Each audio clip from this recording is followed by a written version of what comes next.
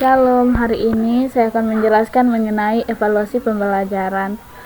Karena itu, perkenalkan, nama saya Adriana Kikau, kelas F semester 6 dengan NIM 101-2022-0194. Baik, di sini saya akan menjelaskan tentang apa itu evaluasi pembelajaran.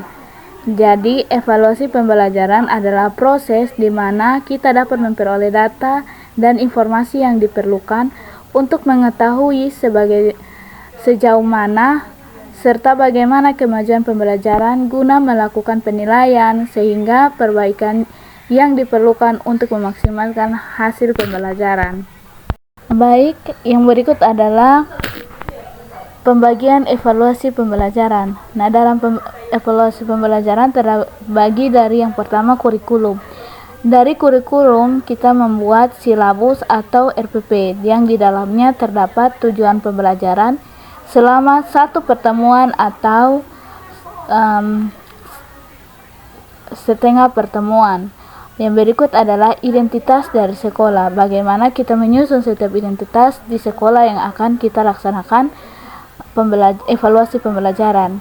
Berikut adalah tujuan pembelajaran. Tujuan pembelajaran ini ada beberapa hal yang perlu diperhatikan, yaitu kompetensi inti dan juga kompetensi standar.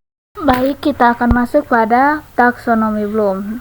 Nah, taksonomi Bloom adalah pengelompokan tujuan pembelajaran dalam kawasan kognitif, afektif, dan psikomotorik. Tujuan pembelajaran merupakan salah satu aspek yang perlu dipertimbangkan dalam pelaksanaan pembelajaran karena segala kegiatan pembelajaran bermuara pada tercapainya sebuah tujuan pembelajaran. Baik, pada taksonomi Bloom ini dikemukakan oleh Benjamin Samuel Bloom yang lahir pada tanggal 21 Februari 1913 dan meninggal pada tanggal 13 September 1999. Pada taksonomi ini, Benjamin sendiri membagi dua taksonomi seperti gambar yang ada ini dengan sebelum direvisi dan sesudah direvisi. Taksonomi Bloom sendiri terbagi atas 3 ranah. Yang pertama adalah ranah kognitif. Ranah kognitif berisi tentang perilaku-perilaku yang menekan pada aspek intelektual seperti pengetahuan, pengertian, dan keterampilan berpikir. Indikator kognitif ini berproses untuk pada berperilaku atau behavior siswa yang diharapkan muncul setelah melakukan serangkaian kegiatan untuk mencapai kompetensi yang diharapkan.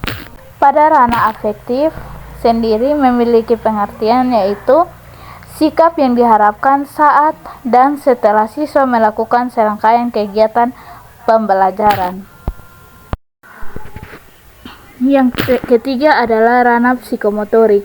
Pada ranah psikomotorik ini merupakan perilaku atau behavior siswa yang diharapkan tampak setelah siswa mengikuti pembelajaran untuk mencapai kompetensi yang telah ditetapkan. Yang berikut kita masuk pada pengembangan instrumen evaluasi pembelajaran dalam bentuk tes dan non-tes. Pada instrumen bentuk tes, yang pertama adalah pilihan ganda atau multi choice, di mana tes pilihan ganda adalah tes setiap item pertanyaan mempunyai lebih dari satu alternatif jawaban. Yang berikut adalah menjodohkan atau matching. Bentuk ini sering juga disebut dengan tes menjodohkan, tes pencarian wawasan, tes penyesuaian. Tes menjodohkan ini sangat bermanfaat bagi siswa. Yang berikut adalah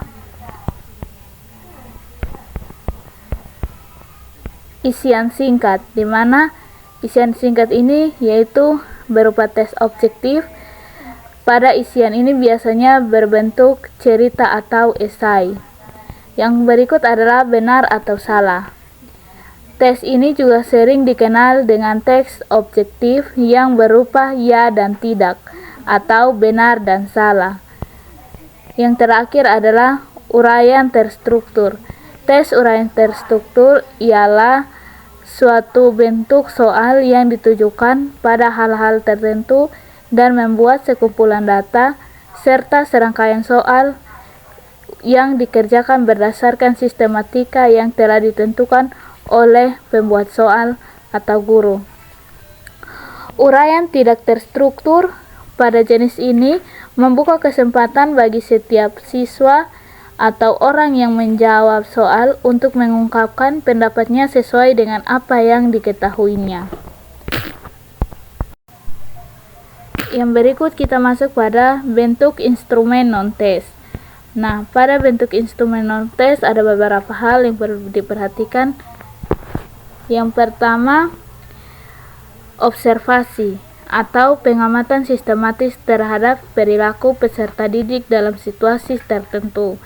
Yang kedua adalah wawancara, di mana percakapan yang dilakukan oleh pewawancara dengan peserta didik untuk mendapatkan informasi. Yang ketiga adalah angket, di mana angket terdapat daftar pertanyaan yang diberikan kepada peserta didik untuk diisi. Yang berikut adalah portofolio, di mana kumpulan karya peserta didik yang menunjukkan perkembangan kemampuannya. Berikut adalah rating scale, di mana skala penilaian yang digunakan untuk penilaian suatu aspek tertentu.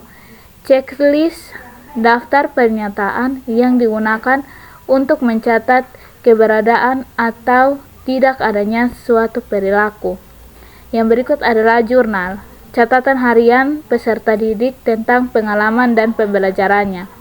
Yang berikut adalah sosiometri, di mana teknik yang digunakan untuk mengukur hubungan sosial antara peserta didik. Terakhir adalah proyek, di mana tugas yang diberikan kepada peserta didik untuk diselesaikan secara individu atau kelompok. Jadi kesimpulan dari materi evaluasi pembelajaran menurut saya itu setiap evaluasi tentunya memiliki tujuan yang hendak dicapai melalui berbagai catatan, saran, kritik, dan masukan, serta revisi guna menghasilkan program pembelajaran dan pelaksanaan pembelajaran yang efektif dan efisien.